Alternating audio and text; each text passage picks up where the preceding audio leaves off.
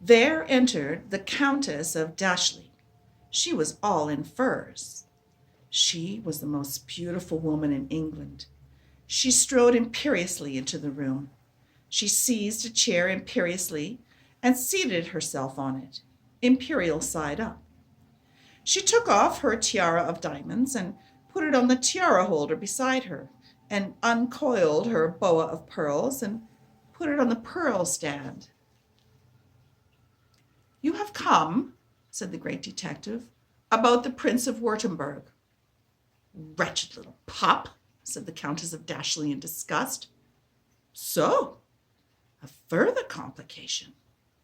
Far from being in love with the prince, the Countess denounced the young Bourbon as a pup.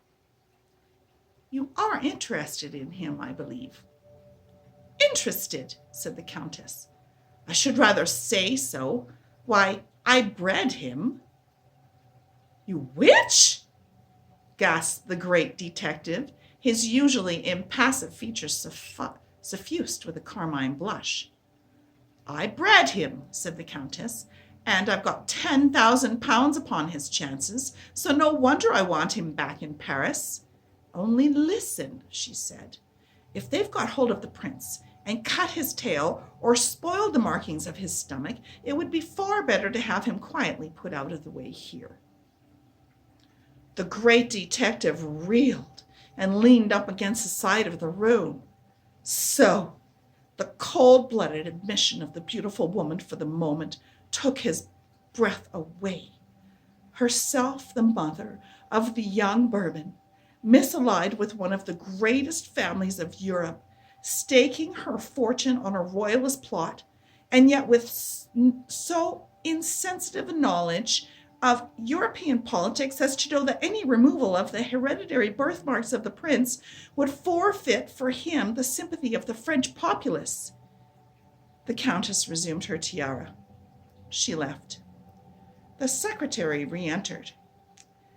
"I have 3 telegrams from Paris," he said, "and they're completely baffling." He handed over the first telegram. It read, "The Prince of Württemberg has a long, wet snout, broad ears, very long body, and short hind legs." The great detective looked puzzled. He read the second telegram. "The Prince of Württemberg is easily recognized by his deep bark." And then the third. "The Prince of Württemberg can be recognized by the patch of white hair across the center of his back." The 2 men looked at one another. The mystery was maddening, impenetrable. The great detective spoke. "Give me my domino," he said. "These clues must be followed up." Then pausing, while his quick brain analyzed and summed up the evidence before him, "A young man," he muttered, "evidently young, since described as a pup, with a long, wet snout, addicted obviously to drinking, a streak of white hair across his back, a first sign of the results of his abandoned life. Yes," he continued, "with this clue I shall find him easily." The great detective rose. He wrapped himself in a long black cloak with white whiskers and blue spectacles attached.